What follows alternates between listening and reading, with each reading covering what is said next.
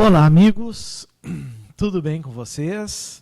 Aqui estamos nós, então, no nosso projeto Gabaritando Legislação, falando da Lei do Migrante, né?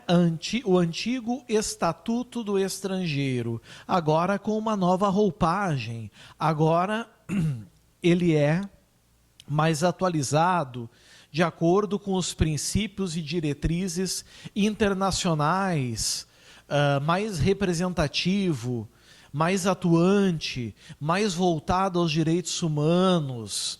E as questões que vão cair em prova, com certeza, né, vão vir daqui. É uma lei relativamente nova, é uma lei de 2017, não há doutrina sobre isso, mas a gente tem que cuidar muito a lei.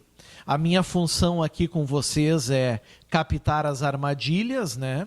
Buscar os pontos em que a banca pode tentar induzir os senhores a erro, mostrar aquilo que é mais importante, e assim a gente vai trabalhando, não é verdade? A gente já passou pelo bloco 1, bloco 2, bloco 3, bloco 4, bloco 5, bloco 6, bloco 7, e a gente inaugura agora o bloco 8. Bloco 8, com o capítulo 7. Bloco 8, capítulo 7, falando desse cara aqui, ó, do emigrante. Do emigrante, pessoal. Certo? Emigrante. Vamos falar sobre ele então, né? Vamos falar sobre esse nosso amigo.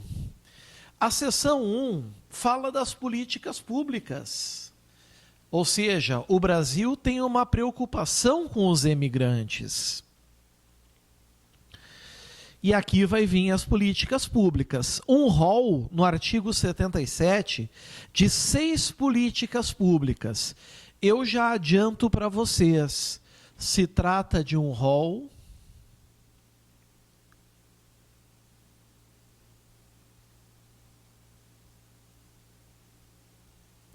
exemplificativo. Quando são benefícios, políticas públicas, ações afirmativas, direitos, prerrogativas, o rol costuma ser exemplificativo. Quando são deveres, obrigações, sanções, o rol costuma ser taxativo, mais limitado. Então aqui nós temos um rol exemplificativo, certo? Aí vem então, das políticas públicas para os emigrantes. Artigo 77 caput. As políticas públicas para os emigrantes observarão os seguintes princípios e diretrizes.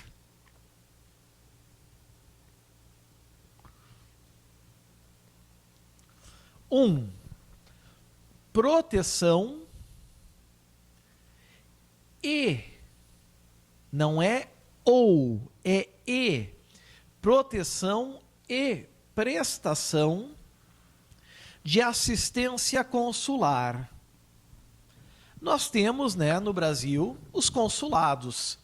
O que os consulados fazem, amigos? Representam interesses privados, né? Representam interesses privados dos estrangeiros. Certo? Por meio das representações do Brasil no exterior. O imigrante está fora do Brasil, mas tem consulados do Brasil lá fora. E esses consulados protegem e prestam assistência consular a eles. Certo? Cuidado com isso, então. Isso é uma política pública dos emigrantes. 2. O 2 é meio lógico, né? Promoção de condições de vida digna. Ou seja, vida digna, amigos, o necessário e útil para sua subsistência e bem-estar. Disponível e útil para a subsistência e bem-estar, por meio, entre outros. Então, o que nós vamos ter agora aqui na sequência são exemplos, certo? O que nós vamos ter agora aqui, então, na sequência vão ser exemplos da facilitação do registro consular, ou seja, eles vão ter uma prerrogativa, vão ter uma facilidade, e da prestação de serviços consulares na área de educação, saúde, educação, questão do estudo, não é verdade? Saúde, questão de hospital, tratamento médico, trabalho, aptidão profissional, previdência social e cultura. São apenas exemplos, podem ter outros, como a gente já viu. E um exemplo disso seria o lazer, que não está ali, ou assistência religiosa, que não está ali. São apenas exemplos que nós temos que cuidar. 3. Promoção de estudos e pesquisas. Estudos e pesquisas sobre os emigrantes e as comunidades de brasileiros no exterior, a fim com o objetivo de subsidiar a formulação de políticas públicas. É um slide meio estranho de explicar, né? Porque, honestamente, na verdade, pessoal, ele é bem autoexplicativo. Se a gente for olhar, ele é bem autoexplicativo. Certo? 4. Atuação diplomática. Atuação diplomática. Agora nós já estamos falando, por exemplo, de embaixada, representando o Estado, pessoal.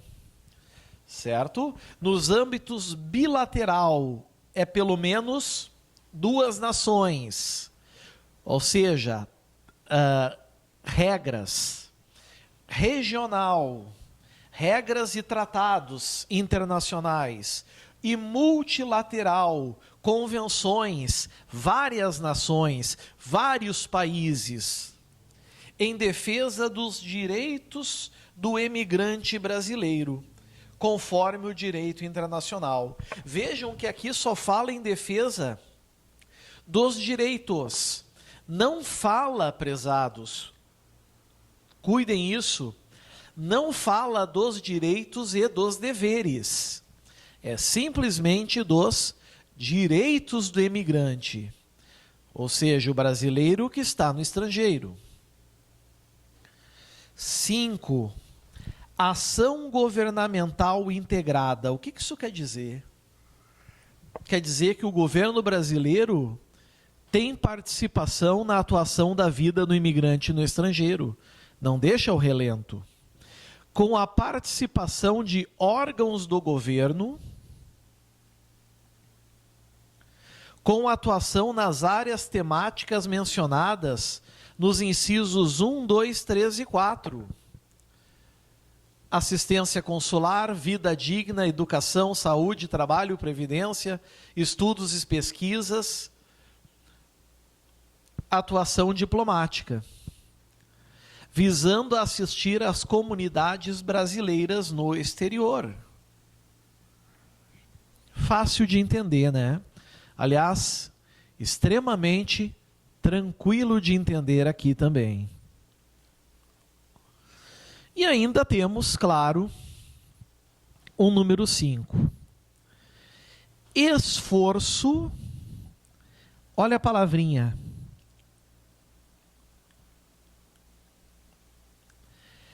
permanente, esforço permanente. Se vier uma questão em prova desse inciso 6, sem a palavra permanente, vai estar errado. Ou então esforço provisório.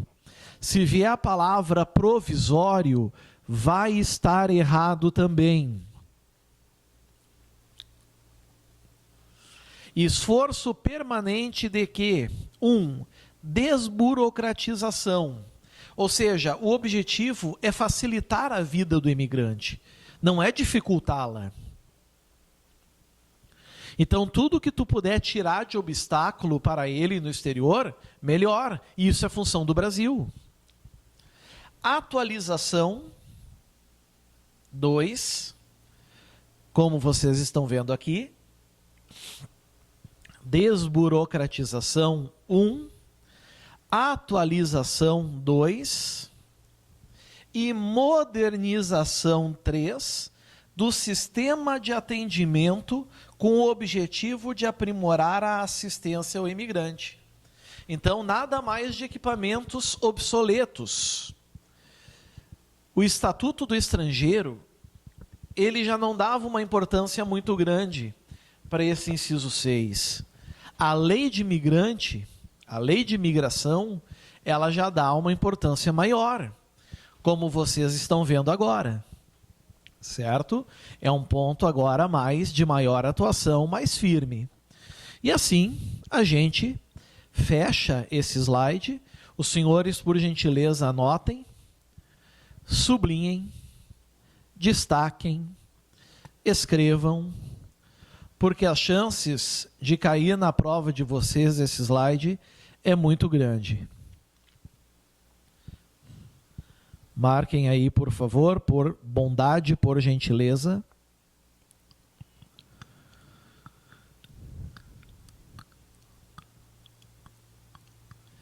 Muito bem.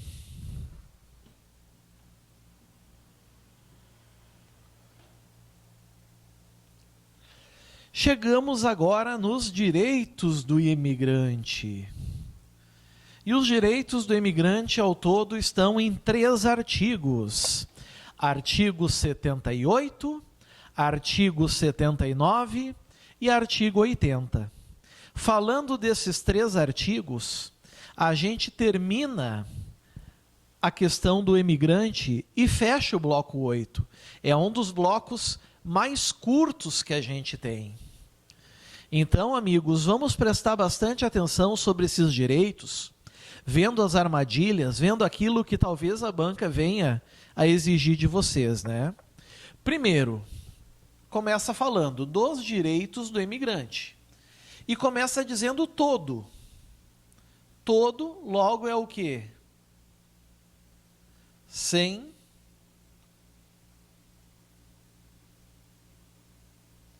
exceção.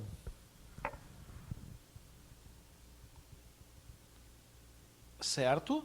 Todo imigrante que decida retornar ao Brasil, logo você já sabe o conceito de imigrante, o imigrante é o que saiu do Brasil, mas às vezes pode bater aquela saudade da terrinha, né? E querer retornar, querer voltar. Então ele tem alguns direitos nesse retorno. Desde com ânimo, ânimo é o que, pessoal? Intenção.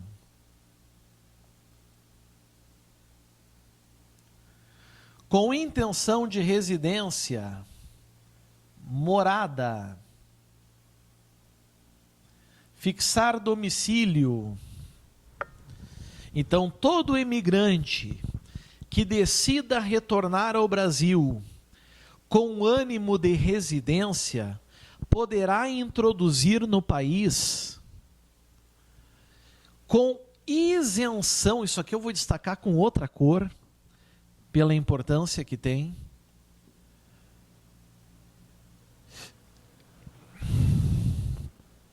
com isenção de direitos e importações e de taxas aduaneiras,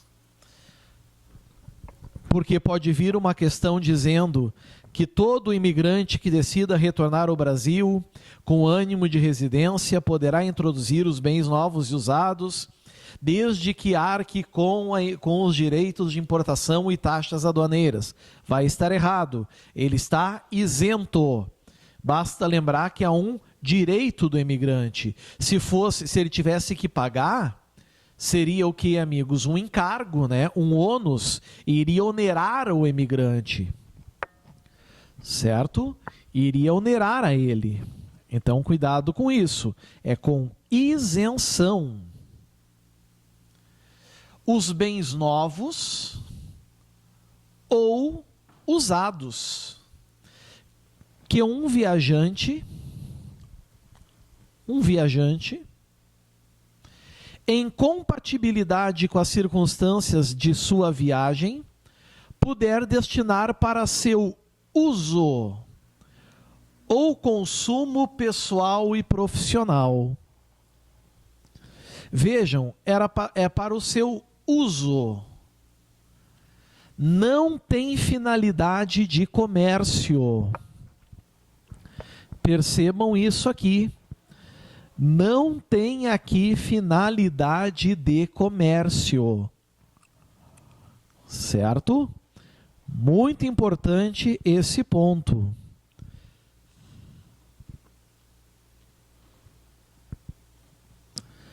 Não tem aqui finalidade de comércio.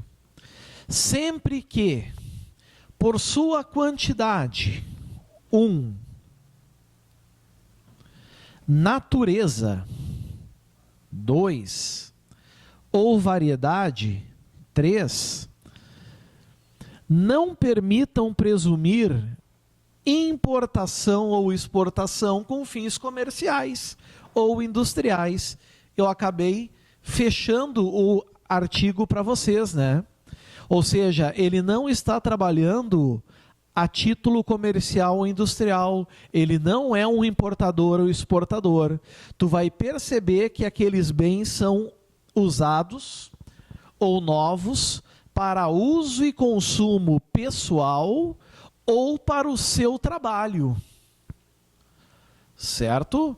Não é importação ou exportação, até porque aí vão incidir outras regras, distintas regras. Ok? Cuidado, meus amigos, então, em relação a isso. Cuidado em relação a esse ponto também.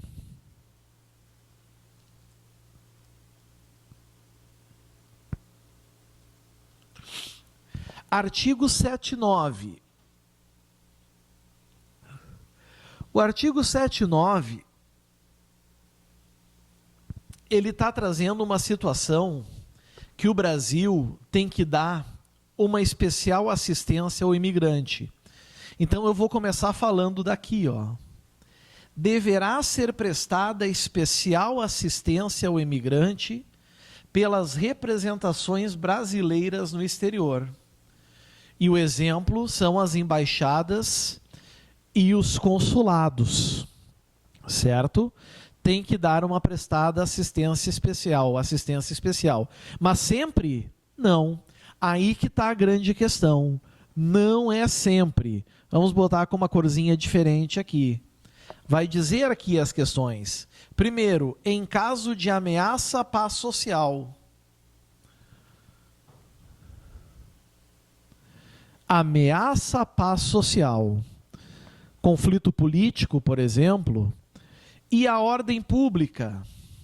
2, certo? Grande incidente de criminalidade. Por grave ou iminente instabilidade institucional ou de calamidade de grande proporção na natureza.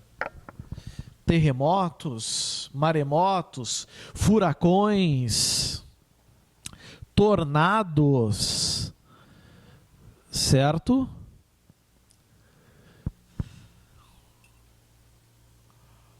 Tornados, enfim, tudo isso nós vamos ter aqui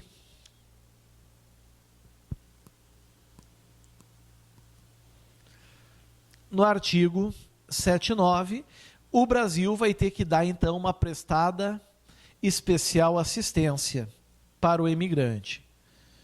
Então, não é a regra geral. Essa atenção especial que os senhores estão vendo aí, certo?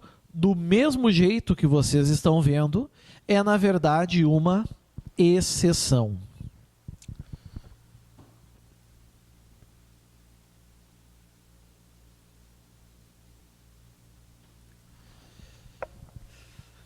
Artigo 80. O artigo 80 que fecha, né?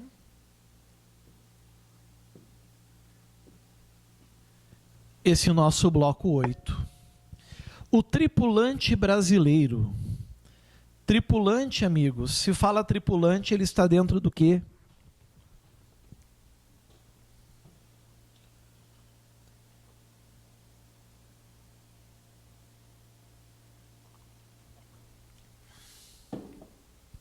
Se fala tripulante, galerinha, ele está dentro do quê? Ele está dentro do navio. Concordam comigo? Ele está dentro do navio. O tripulante brasileiro, mas é aquele contratado por embarcação ou armadora estrangeira de cabotagem. O que é a cabotagem?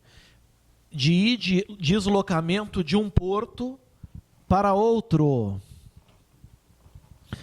Ou a longo curso e com sede ou filial no Brasil.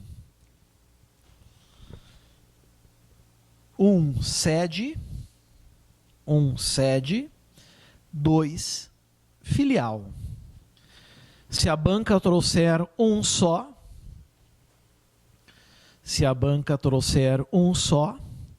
vocês sabem que vai estar errado.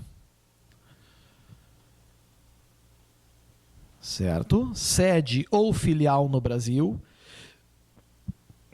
que explore economicamente o mar territorial e a costa brasileira, ou seja, a embarcação estrangeira que explore economicamente o mar territorial e a costa brasileira, terá direito a seguro a cargo do contratante, válido para todo o período da contratação. Quem é que tem direito a esse seguro, amiguinhos? Quem é que tem direito a esse seguro? O tripulante brasileiro contratado por embarcação ou armadora estrangeira.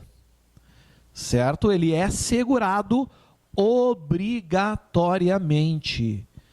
Certo? Ele é segurado obrigatoriamente. Cuidado em relação a isso. Conforme o disposto no Registro de Embarcações Brasileiras, o REB. Ou seja, o próprio registro traz essa garantia, traz esse seguro. Contra o quê? Acidente de trabalho. Vejam, não é que ele vai estar regido pela CLT. Ele não vai estar regido pela consolidação das leis do trabalho, mas ele tem direito a um seguro especial, que é do REB, do Registro de Embarcações Brasileiras. Certo? Invalidez total ou parcial, ou seja, ele não tem mais aptidão para o trabalho, não possui mais aptidão para o trabalho, e morte, e aí, obviamente, o seguro estenderá a apólice para os seus sucessores, não é verdade? Por motivos óbvios, nem precisava estar falando isso, sem prejuízo de benefícios de apólice mais favorável vigente no exterior. Se porventura esse tripulante tiver uma apólice mais benéfica, a ela vai se aproveitar. Certo? A ela se aproveita. Ou seja, é aquilo que for mais favorável ao tripulante brasileiro. Pegaram? Que slide cheio de detalhes, não é, amigos? Realmente é cheio de detalhes. Eu convido vocês a anotarem, escreverem, destacarem, circularem, marcarem, porque o grau de importância é muito grande, né? Embora as regrinhas do imigrante sejam curtas, sejam pequenas.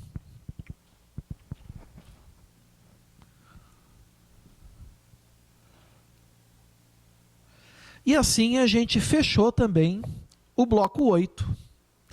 Fechamos com maestria. Conforme o quadro indica, aqui fica, né, os votos de bons estudos e até a próxima aula, agradecendo. Lembrando que a próxima aula, o próximo bloco é o bloco 9, o mais importante de toda a lei de imigração, que é os casos de extradição. Nós temos que saber tudo de extradição.